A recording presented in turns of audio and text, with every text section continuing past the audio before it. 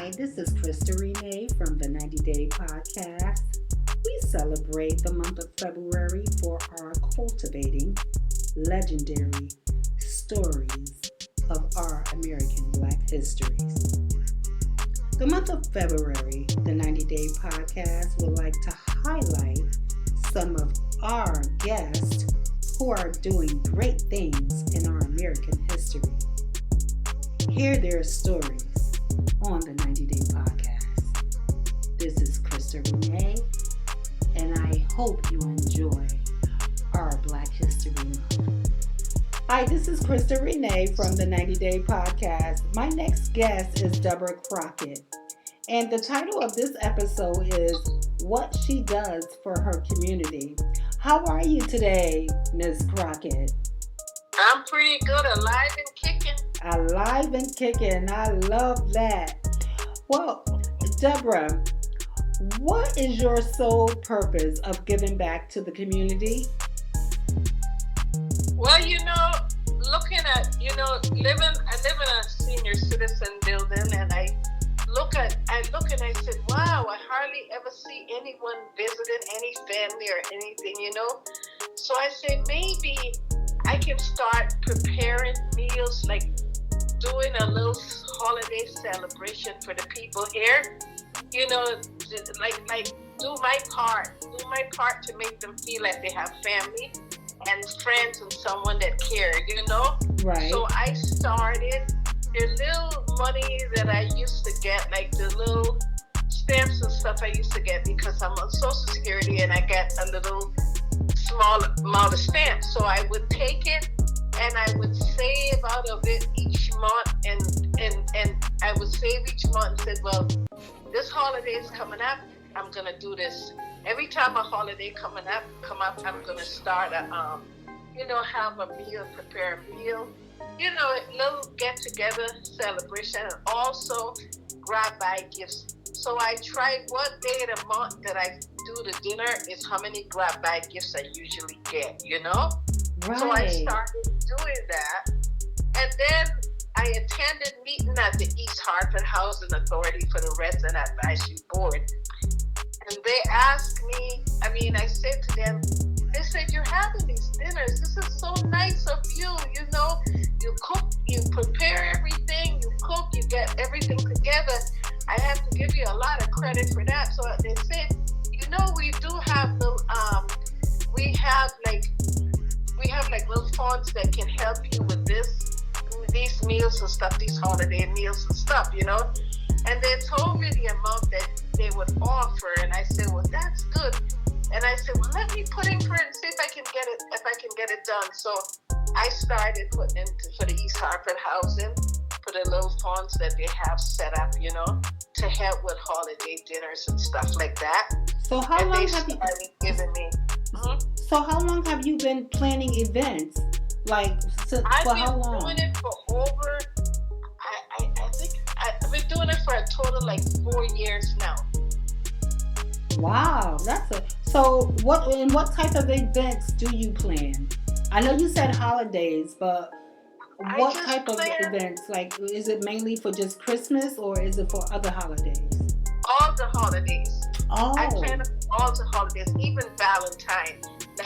For the Valentine holidays, I will ask them to wear something pink, something that represents Valentine, like the pink, the reds, and the white and stuff like that. So I will ask them to do that. Then I'll also set up a little Valentine's Day team. But I do all the holidays. And if I'm away, I usually make sure if I'm away for Thanksgiving or for Christmas, if I go away for Thanksgiving, I'll come back and make sure I do the Christmas holiday. And if I'm here for Thanksgiving and go away for Christmas, I'll do the Thanksgiving holiday. Those two is I rotate those two holidays. Wow. Now you did mention that you're on the Resident Advisory Board. Can you tell us? What is it? The Resident Advisory Board. Mm-hmm. Oh, Resident Advisory Board. Can you tell us your role and your responsibilities? Well, it's volunteer work, being on the resident advisory board.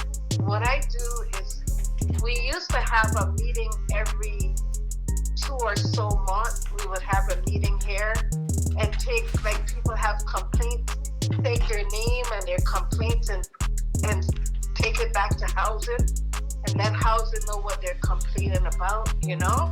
And we usually have, that's with the residents, but we usually have meetings with housing, and we'll meet at like every 2 or so months. Every 2 or so months, we will meet with housing, and we will get together and go over what stuff is going to be done in this housing, like the housing I live in, which is Meadowville, and we'll talk about the other housing places and the things that, you know, they're offering and doing and stuff.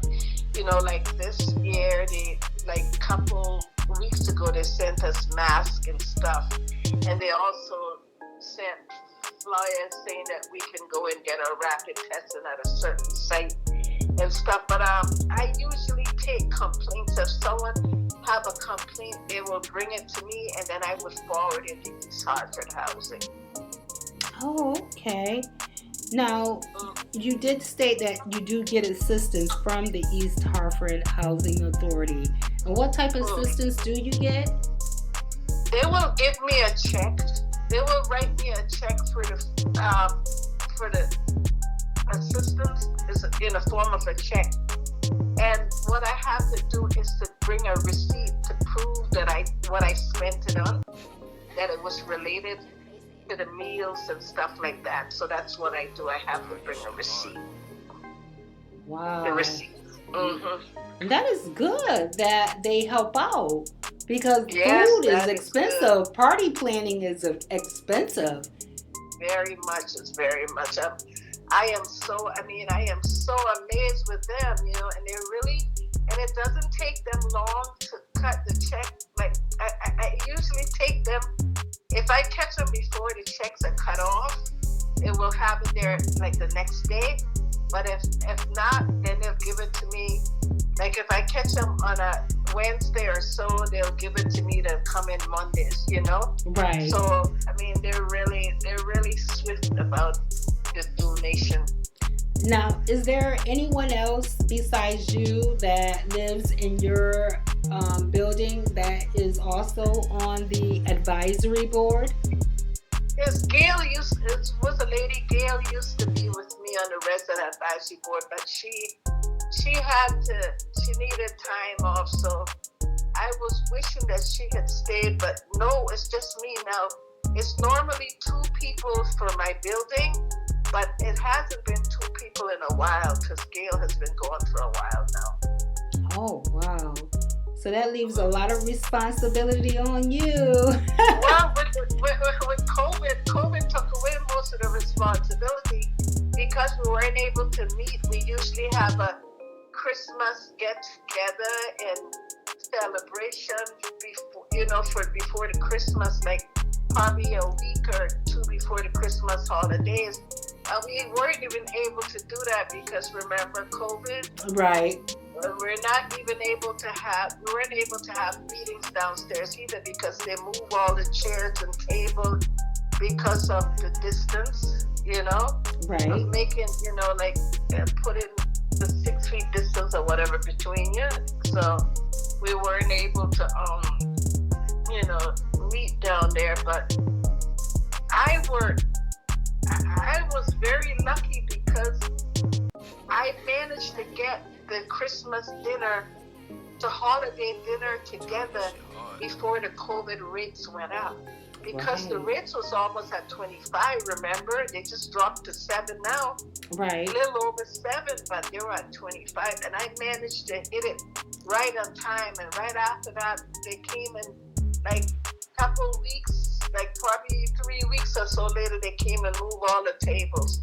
So we were not able to do any dinners. Now, I was shooting for Valentine, but I know I won't catch Valentine. So I said, hopefully I have a little reminder telling me to ask them for Easter.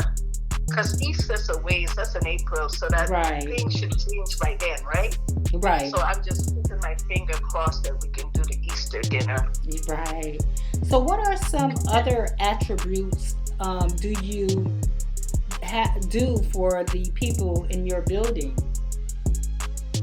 Well, if they need rice, I will give them rice. You know, if they need, you know, when I have make dinner here, I would like, for instance, Saturday I made a nice dinner. It was a snowstorm, right? Yeah. Then Saturday I said, I'm making this nice dinner. So what I'm gonna do is fix plates and give, you know, to my neighbors and stuff like that. So I were able to share, you know, at least 4 or 5 plates from my neighbor and stuff under the dinner I made. I was making a dinner for my house, but I'm like, this dinner is coming out so good and it smells so nice. I said, let me start sharing it, you know? Oh, And wow. that's That what is I a did. beautiful thing. I also do I have a couple that live on the 10th floor, and Uh-huh. I've been spending they're older couple, but I've been spending a lot of time with them. And Oops. twice or so a week, we go out to breakfast, we go shopping, I take her shopping with me and stuff like that. Also, I had 3 air conditions here in my place, and one of the ladies on the 7th floor said, oh my goodness, I don't have an air conditioner. That's when it was really that heat wave for the summer. And I said, you can have an air conditioner because I have 3 and I only using 1, so we only have 1 outlet for 1, and if you put it in the window, you have to make sure you take it out the bedroom window before. So I gave her 1, and she was like, oh my goodness, I can't believe you gave me this air conditioner. I was like, well, it's just sitting here, because you know, sometimes people will charge for stuff, but I'm like, oh, I'm not charging you. You don't have to pay me because it's sitting here. I was going to put it out anyway. You know, why would I charge you? I said, enjoy it, you know. So I asked my neighbor next door. I have a new neighbor that moved in. I asked him, can he help me take it up there, or can he take it up there? And I follow him. So he did, and help her put it in the little slot where our air conditions goes into. So you constantly stay busy. Oh, I stay busy, especially with the couple upstairs. We're always doing something. We're doing groceries. We're running, having lunch, breakfast, and I think I told you New Year's Eve. I said I'm going to get out of this house for New Year's Eve because I gotta bring in the New Year's doing something for me, or with someone, you know, or doing something for someone else, but me included. So we went to Red Lobster for dinner. It was really good. They had a nice time. It's a lady upstairs and her husband. We went there and we really had a nice time. But we tried to. I tried to do things, you know, here. So I used to take them to the casino also. My neighbor John upstairs, I used to take him to Mohegan Sun, and Veronica down the hall. Her and I would go to Fox, but she would also go to Mohegan Sun with John and I. And then I started going to MGM, and my neighbor upstairs on the 10th floor, I take her with me, you know, so I usually tell her, I like to go there on Tuesday, so we'll get together this Tuesday. This week I was really, really busy, so I'm like, remember I told you, so she called me last night to see what I have planned for the rest of the week, but I have my mom 2 appointments and stuff, so, but I try to make time for them, you know, I always do. I try to make time for them. And it's like the people in the building, it's like my family. Like the people at church, I call them my church family. That's the same way I feel about the people in this building, you know. It's like, oh, well, you know, I'm here. And I'm pretty much, my cousin always says to me, how do you wake up and be the same person all the time? And I said, I conditioned myself to be like that, you know, because I am always pretty much the same person, you know. They don't expect to find a different person each time, you know? It's always me. So I always try to help because I always put myself in that position. What if it was me? How would I feel, you know? Right. And that's what guides me. Now, how do you relax with all this going on? How do you relax personally? Girl, I relax. I have inner peace. Man, I have inner peace. I'm so, you know, I was able to retire at such an early age, you know, and I don't, I budget myself well. I'm on a budget. I never thought I would see myself budgeting and stuff like that, but now I try to, like, you know, they always say $1 in your pocket is a friend in your pocket. Yeah. I always try to have $1 in my pocket, so when any circumstances arise, that's gonna, you know, I'm comfortable. I'm set, you know. Right. I try and I keep myself. I always says to my mom, she's always rushing. Like today, she was rushing me, and she was rushing, and I just started to get this headache, and I'm like, my gosh, I said, you don't have a clock to punch. Why are you rushing? Where are you going? You know? And that's what I tell myself. I keep myself calm because where am I rushing to? Right. Like you see cars fly past you, and then you meet them at the light, and they went nowhere. You know, just trying to kill themselves. I'm like, oh no, I'm really calm. I have that inner peace, and I believe I live my life that whatever we sow, that shall we reap. That's how I live. Right. And it gives me this calmness, like you don't have to be worried because it's whatever you know what I mean? Right. It's all gonna come back. So I just stay calm. I just can't drive myself crazy. Why? You know, worrying doesn't change anything. It just makes it worse, right? It does. It does. Yeah. It does. So I just relax. I take it easy, you know. I try not to stress myself because stressing yourself is just causing you more harm. You know what I mean? Right. I used to, when I worked at Travis, my boss used to say to me, you have that something happening syndrome, or something is always going on with you. So I tried to get rid of that something happening syndrome in my older age. Right. Wow. That's a food for thought. That's a food for thought. Yeah. That is definitely a food for thought. So Yeah. what is your fun and entertainment? Oh, I love traveling. I love being around people. I always, when the holidays come around, especially Christmas, I always say, oh my gosh, I would like to have a Christmas like the movie This Christmas. Uh-huh. All these people around the table are home alone. Yeah. I just like people, just even standing outside my window when I hear people talking, just to hear people. And I like traveling. I like hotels. I love hotels because you can get up in the morning and your breakfast is there, right? Especially the hotels. Right. They have the breakfast in the morning. Right. And then, you just feel like, oh, you're on vacation. Even if it's a local hotel, I try to go because I feel like I'm on vacation. I can use the swimming pool and stuff like that. Right. So sometimes I'll check into a hotel and do that. And I love traveling. And I love being around family and people. I wish I had more friends at this age in life. I wish I had more, because I don't know how anyone could live in this world. I have people say, oh, I don't need anyone.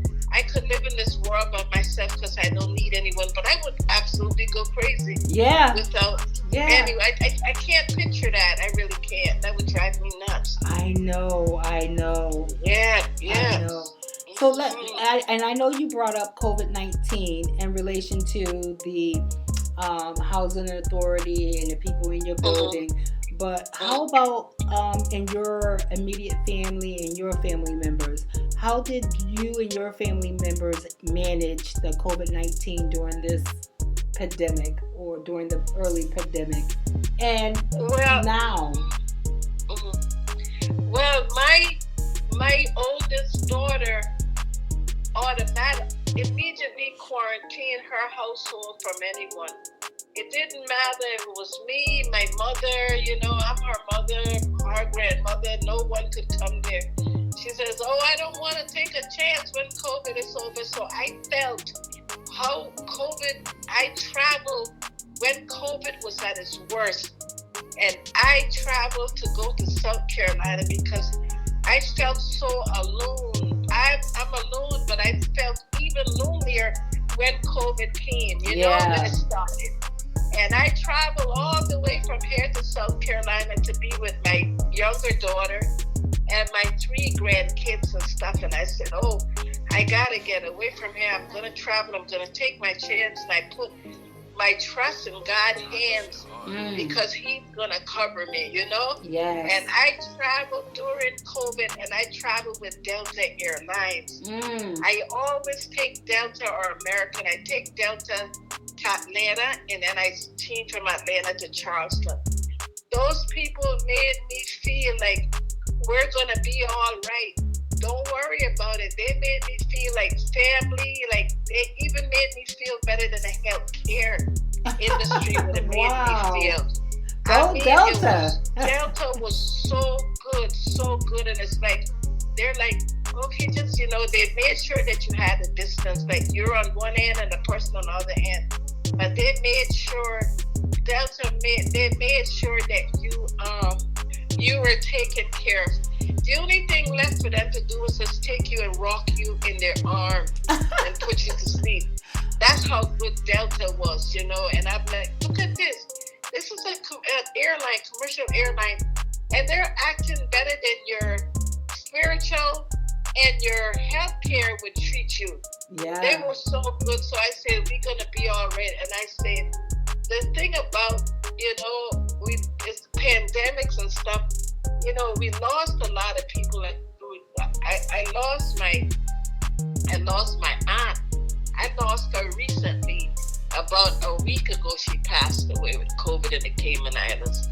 But it never made it to my household because it's only me in my household. Right. I have no one else here. My mom, I tried to get her to take the vaccine, but she complained. 1 minute she's going to get it, the next minute she's not. I did have her get her COVID test one time when it first started. But now it's like trying to get her to do anything is like you have to like handcuff her and practically handcuff her to you and bring her, So I say, she's made it to over 80 years old. And I said, well, you know what I mean? If she made it that long, I think she lived long, Right. But other than that, I think COVID has, what happened with COVID, you know who your true friends are and you know who your families during COVID. You know the people that you would want to be on a stranded island when anything happened. Right. COVID showed you the real people and the unreal people. You know what I mean? Yeah. So that's the thing about a pandemic. It shows you people real feelings, Yeah. and the people that's going to be in your corner when anything happened. And I was that person. When anything happened during COVID, I was like, it's going to be all right. We're going to make it. We're going to make it. I remember my friend, I have a friend, and I would say to him, he came pick me up to take me out for my birthday, and I said to him, he was in my building a couple of weeks earlier, actually a couple of days earlier, and he came to pick me up. I said, you coming upstairs to get me, or you coming upstairs to sit for a while, or you want me to meet you downstairs? He said, oh, no, your building look like COVID, Your building look like COVID. And I said, well, what do you mean my building look like COVID? I live in government housing. If anything happened here, I'm going to be protected quicker than you in your private house. That's what I told him. you know. Yeah, because But anyway, I mean, what does that mean? Your building look like if the COVID. people are so that's what I'm telling you about people and their people are so, when it comes to a pandemic, I guess everybody figure if they try to blame everybody, it makes them they believe that they're gonna live longer if they do that. It's like people, okay, the poor, rich make middle class feel like nothing, middle class make the poor feel like nothing, right? Right. So I think it's, what is it, superiority complex? That's the problem there. Superiority complex. They believe that if I dump all the junk on somebody else, it'll make me come out squeaky clean because I have no junk on me. I'll drop it from me and throw it on trash and them, you know? Right. So that's the thing about COVID. But I really, my friend said that to me, and it's amazing. When my friend said that to me, and to see how life is, whatever we sow, that shall we reap. Yes. My friend called me a month ago and said, 4 people tested at my job positive for COVID. You know, he does hair. And I said, oh my goodness. He says, well, you know how I can get any COVID test? I said, well, my friend down the hall bought the kits from Walgreens. She bought the Abbott. Remember Abbott kits from Walgreens? Yep. 2 tests comes in a box and it's $25. Absolutely. Yep. And I said, my friend bought that. I said, I'm going to see if I can buy it from her. So when I called her, she said I can have it, you know, and I paid her the money for it. And I said, well, you can come and get it. So just to see the person that you was trying to act funny with about their building look like COVID, where you work and your building is supposed to be so great where you work, you know, in Vernon, you know. Right. You're going to tell, 4 of the people tested positive for COVID, and you're right there working with them. And you got to come and get a test kit from me when you should be going to find your own test kit. But I'm just saying, people are normally full of hot air. You know, they just say things just to hear themselves talk, because half the time it doesn't make any sense.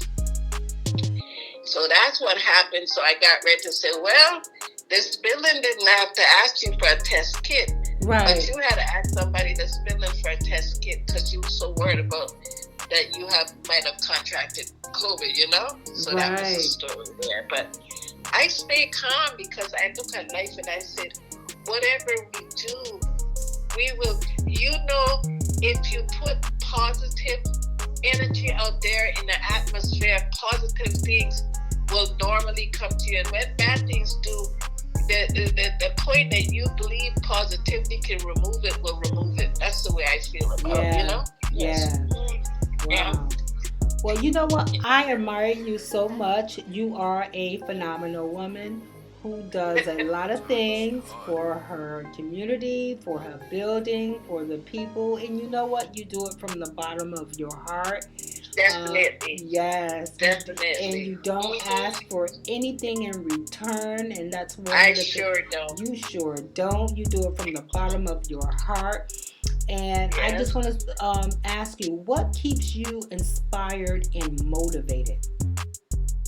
Well, you know, I had my grandmother. I call her the prayer warrior, but I always, every time I do something that I think is something, when I was younger, and I would do things, would get ready to do things that I think is wrong, but I wanted to do it, I always said, what would my grandmother think, you know? Yeah. When I was a teenage, in like 12 years old, I started teaching Sunday school. I started teaching Sunday school at 12 years old.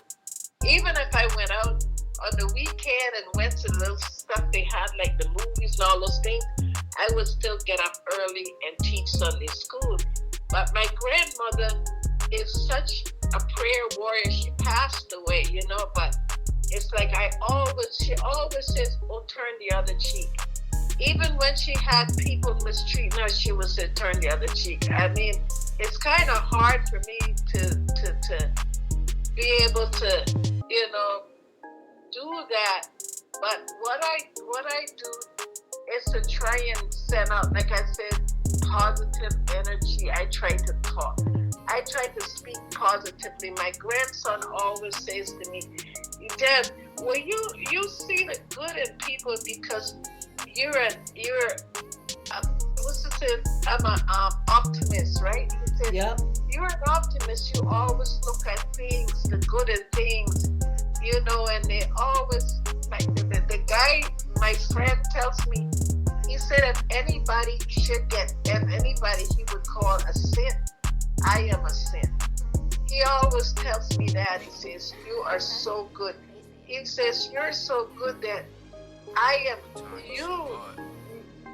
can't believe anybody. I have never met anybody that good. That's what he tells me. I said, for real? I said, well, I conditioned myself to be like that, Right. Conditioned myself to be, I want people, I want to be treated right. So therefore, I should treat people right. Right. Because I feel like however I treat you, then you should treat me. Exactly. That's the way I feel. Exactly. If you treat me extra special, then that's a bonus for me. But I want to be treated how I treat people. Absolutely. Absolutely. Well, Ms. Deborah, it was a pleasure. It was a pleasure speaking with you. It was a pleasure you sharing your story with us. And you are the highlight for the month of February. Thank you for sharing your Black history. Oh, I appreciate it. And I know my accent happens to come in there every now and again, because I am from the Cayman Islands, but I've been living here for over 45 years, so that accent tends to come in there, Yeah. It's and all good. It is all good. I just want to just thank you. Thank you for being a highlight for the month of February on the 90 Day Podcast. Okay, thank you, girl. Thank you, I appreciate it, okay? Okay, you have a good night. You too, dear. Okay, bye-bye. Bye-bye. Bye, dear. And this is Krista Renee from the 90 Day Podcast. That concludes my interview with Deborah Crocket. And again, thank you for celebrating the month of February, our Black history. Bye-bye.